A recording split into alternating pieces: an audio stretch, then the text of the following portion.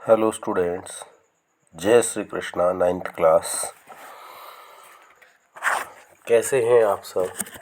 उम्मीद है आप सभी अपने घर में बिल्कुल ठीक ठाक होंगे और अपनी जो है स्टडी को रेगुलर रख रहे होंगे। बच्चों, बहुत सारी बातें होती हैं और उसके लिए आपके स्टडी को बरकरार बनाए रखने के लिए हमें ये ऑनलाइन वर्क आपको भेजना होता है। लेकिन बड़ा दुख होता है जब 10 बच्चे व्यू देखते हैं, 10 व्यू आते हैं, 5 व्यू आते हैं, 7 व्यू आते हैं, 15 व्यू आते हैं, जबकि 4 सेक्शन हैं। 4 सेक्शनों के बाद 4 व्यू आना थोड़ा अच्छा सा नहीं लगता। हम आपके लिए इतनी मेहनत करते हैं, इतना कुछ करते हैं और ये वीडियो बनाने में हमारे लिए ये मानिए कि ऑफलाइन स्टडी की अपेक्षा कम से कम 8 गुना ज़्यादा काम है। हमें आपकी तरह, बच्चों की तरह हमें अपने नोट्स बनाने होते हैं, उसके बाद उनका फ़ोटो क्लिक करना, उसके बाद वो सारा कुछ करना, ETC ETC ETC। तो मेरे भाई, मैं तो एक बात तो आपसे ये कहना चाहूँगा कि भैया थोड़े से ये ज़रूर रखिए, कम से कम अपने स्टडी को बरकरार बनाए रखिए। एटलीस्ट इतना तो आप कर ही सकते हो, ठीक है जी। और इसके बाद जो दूसरी बात है वो ये है कि अपनी स्टडी पर कंटिन्यू ध्यान दें। ये ऑफलाइन स्टडी में बात अलग होती है, ऑनलाइन में बात अलग होती है, तो थोड़ा सा ध्यान दें ताकि आप बिल्कुल ऐसे अकेले कटे हुए से महसूस ना हो। तो चलिए, मैं आपको ये सेकंड चैप्टर था, is matter around us are pure, क्या हमारे आसपास के पदार्थ शुद्ध हैं, उसमें से जो पोर्शन बचा हुआ था वो बता रहा हूँ। Concentration of solution. कंसंट्रेशन का मतलब है amount present of solute present in given amount of solution. किसी भी सॉल्यूशन में कितना सॉल्यूट विद्यमान है, ये मास के अकॉर्डिंग भी हो सकता है और क्या है, वॉल्यूम के अकॉर्डिंग भी हो सकता है। ठीक है जी, मास के अकॉर्डिंग भी हो जाएगा आपका और वॉल्यूम के अकॉर्डिंग भी हो जाएगा। तो the amount of solute present in given amount of solution, solution में कितना अमाउंट में जो है ये सॉल्यूट प्रेजेंट है, ये कहलाएगी इसकी कंसंट्रेशन। और दूसरे रूप इसे कहा जा सकता है the amount of solute in present in given mass और वॉल्यूम ऑफ सॉल्वेंट। सॉल्वेंट के लिए अब दो तरह से हो गया, एक तो amount of solute divide by amount of solvent, एक हो गया amount of solute divide by amount of solution. चाहे वो लीटर में वॉल्यूम में ले लें, चाहे मास में 1 किलोग्राम, 10 ग्राम, 15 ग्राम, इस तरह से ले लें।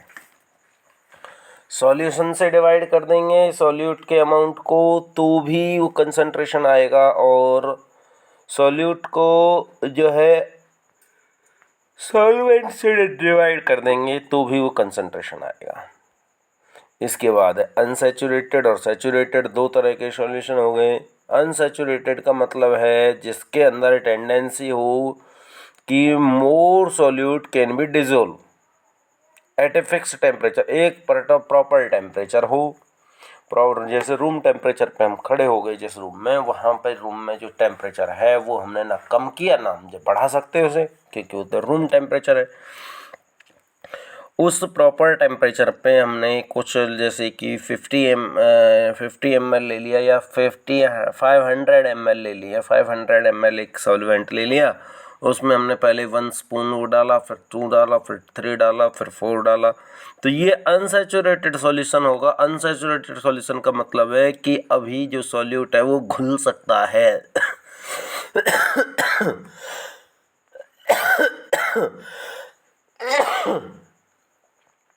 अभी जो अनसैचुरेटेड सॉल्यूशन है वो घुल सकता है, उसमें अभी ऐसी कोई परेशानी नहीं आई है, वो घुलना बंद नहीं होगा। जबकि सैचुरेटेड सॉल्यूशन की कहानी बिल्कुल अलग हो जाएगी। सैचुरेटेड सॉल्यूशन होगा एक प्रॉपर टेम्परेचर पे जो सॉल्यूट है वो डिजोल्व होना ही बंद हो जाएगा। तो ये क्या होगा, सैचुरेटेड सॉल्यूशन होगा। ये क्या होगा, सैचुरेटेड सॉल्यूशन होगा। ठीक है जी, आफ्टर ऑल। तो ये है सॉल्युबिलिटी। सॉल्युबिलिटी का मतलब है it is the amount of solute present in A saturated solution at A proper temperature is called solubility. The amount of solute is present at A proper saturated solution के अंदर solute की कितनी percentage है,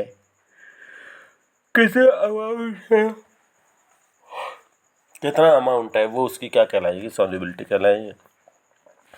आगे जो है, जो mixture है, मिक्सचर के कंपोनेंट को अगर हमें सेपरेट करना है, अलग अलग करना है, तो उसको सेपरेशन के अलग अलग मेथड होंगे।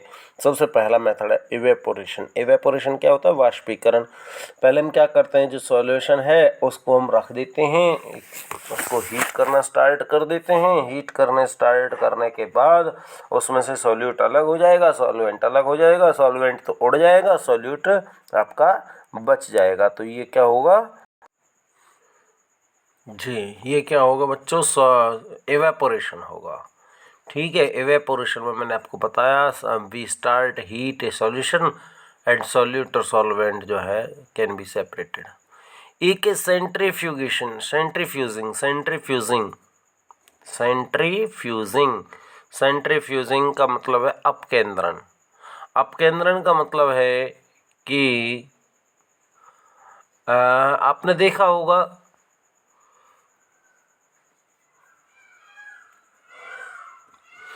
जो केंद्र के चारों ओर किसी चीज़ को घुमाना, जैसे आपने दूध से दही को दही से घी मक्खन वगैरह को अलग करते हुए देखा होगा।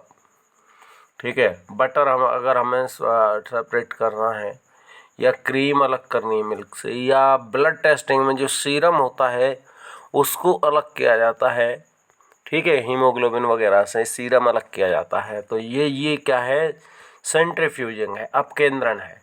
It is a method in which we can separate the solute and solvent by rotating in mixture. Mixture में रोटेट कर दे, रोटेट करने के बाद उसको जो है वो अलग हो जाएगा। तो ये क्या कहलाएगा,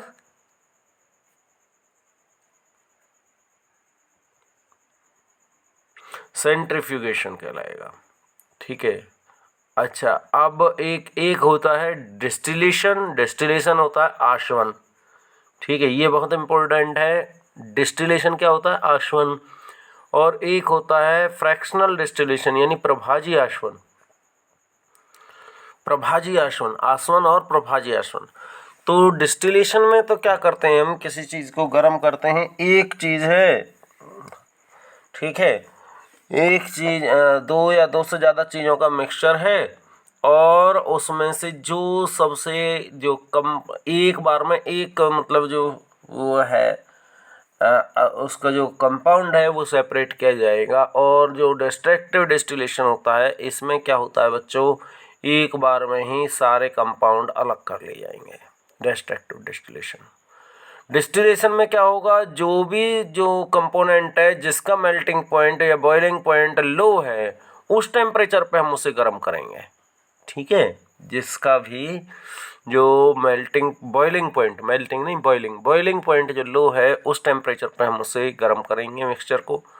और यहाँ पे जो जिसका टेम्परेचर हायर है, उस टेम्परेचर पे इसे गर्म करेंगे। जब हायर अचीव करना होगा तो ऑब्वियसली बात है, उससे पहले वाले जो लो होंगे वो सारे के सारे अचीव हो जाएंगे अपने आप ही। ठीक है, डिस्ट्रक्टिव डिस्टिलेशन में। ठीक है, इसमें जो टाइम कंज्यूमिंग होता है, मोर टाइम कंज्यूम होता है, और इसमें जो टाइम कंज्यूम होता है वो लेस होता है। ये इसमें लेस टेक्निक यूज होती है, लेस टेक्निक। ठीक है, लिख सकते हैं आप। इसमें मोर टेक्निक है। ठीक है, टेक्निकल ज़्यादा है, और इसके लिए जो है प्रॉपर सिस्टम की ज़रूरत पड़ती है इसके लिए, जबकि डिस्टिलेशन के लिए, नॉर्मल डिस्टिलेशन के लिए हमें बहुत ज़्यादा टेक्निकल उसकी ज़रूरत नहीं पड़ती है। तो चलिए जी, इसके बाद हम चलते हैं भैया मेरे, आपका आ गया है एलिमेंट। एलिमेंट क्या होता है, the substance from which the single type of atoms are present, जो कि फॉर्म्ड हो एक तरह के एटम्स के द्वारा। एक तरह के एटम्स उसे मिल करके बना लें तो वो क्या कहलाता है बच्चों, एलिमेंट कहलाता है। अब एलिमेंट जो है सब डिवाइडेड हो जाता है किसमें, मेटल्स में, नॉन मेटल्स में। एलिमेंट इज सब divided into metal, non metal and metalloid. और ये आप जानते हैं मेटल क्या होते हैं। मेटल जो होते हैं वो 8वीं क्लास में भी आपने पढ़ा है। मेटल जो है वो प्योर सब्सटेंस होते हैं जिनके अंदर इलेक्ट्रॉन लॉस करने की टेंडेंसी होती है, वो मेटल कहलाते हैं। मैलिएबिलिटी आपने पढ़ा होगा। मैलिएबिलिटी मीन्स उसको हैमर्ड करने पे they change into a thin sheet. और दूसरा डक्टिलिटी पढ़ा था। Ductility means they can be drawn into wire. Lustre पढ़ा था, they have a proper shining. Conductivity पढ़ा था, they can conduct electricity and heat through themself. Sonorous पढ़ा था, when they beaten by a stick और anything they can be produce a proper sound.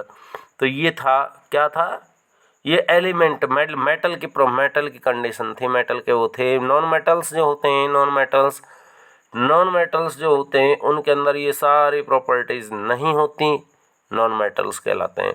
और metalloids होंगे इनके बीच बीच में, ठीक है। मेटल और नॉन मेटल दोनों की प्रॉपर्टियां जहाँ पे मिक्सअप होंगी वो क्या कहलाता है, मेटलॉइड कहलाता है बच्चों। और इसके बाद जो है कंपाउंड, जो है कंपाउंड मतलब मिश्र धातु। कंपाउंड मिश्र धातु तो उसे नहीं कहेंगे, यौगिक कहेंगे। कंपाउंड को कहेंगे हम यौगिक। कंपाउंड क्या है, when two or more element are mixed in a fixed ratio. Fixed ratio में जब मिले तो वो क्या कहलाएगा, कंपाउंड कहलाएगा। और जब तक अपने अनुसार नेचुरल टेंडेंसी में मिलते रहें, नेचुरल उसमें मिलते रहें, हमारी इच्छा के अनुसार मिलते रहे, जहाँ पे रेशो फिक्स ना हो, वो क्या कहलाएगा, मिक्सचर कहलाएगा। जैसे कंपाउंड के एक आधा एग्जाम्पल मैं आपको बता रहा हूँ। ये H2O है, पानी, सब पीते हैं पानी, ठीक है। तो इसका अगर हम मॉलिक्यूलर वेट निकालें, इसमें 1 एटम किसका है, 1 एटॉमिक मास किसका है, हाइड्रोजन का। कितना है, 2 मॉलिक्यूल्स हैं। और ये इसमें ऑक्सीजन है, ऑक्सीजन का कितना है, 1 एटम है और 16 एटॉमिक वेट है। तो 2:16 और ये कट के 1:8 आ गया। अगर ये 1:8 है, हाइड्रोजन और ऑक्सीजन अगर 1:8 रेशो में हैं, then it is produced H2O, तो ही H2O बनेगा। अगर ये 1:7 भी रह जाएगा तो भी नहीं बनेगा, 1:9 बन जाएगा तो भी नहीं बनेगा, अगर 2:7 बन जाएगा तो भी नहीं बनेगा, 2:20 रह जाएगा तो भी नहीं बनेगा। और इसी तरह का आपका दूसरा एग्जांपल है, एक होता है H2O2। H2O2 क्या होता है, हाइड्रोजन परऑक्साइड होता है। एक बहुत ही आप कभी डॉक्टर के पास गए होंगे, घाव पे वो एक सॉल्यूशन सा डालता है और आपने उससे महसूस किया होगा कि उसमें से झाग से उठने स्टार्ट हो जाते हैं। तो वो जो है H2O2 होता है हाइड्रोजन परऑक्साइड। तो हाइड्रोजन परऑक्साइड 2 मॉलिक्यूल्स हाइड्रोजन के और 1 एटॉमिक मास, 2 मॉलिक्यूल्स ऑक्सीजन के और 16 एटॉमिक मास, 2:16, 2:32 मीन्स 1:16। 1:16 में अगर वो आ जाएंगे हाइड्रोजन और ऑक्सीजन तो क्या बन जाएगा, H2O2 बन जाएगा, हाइड्रोजन परऑक्साइड बन जाएगा। अगर नहीं आएंगे तो नहीं बनेगा। तो मेरे भाई ये कंपाउंड होता है। और स्टूडेंट्स आपका ये चैप्टर यहाँ पे फिनिश हो गया है। इसके जो क्वेश्चन आंसर हैं अब वो आप लगा करके देख सकते हैं। तो चलिए जी, थैंक्स ए लॉट।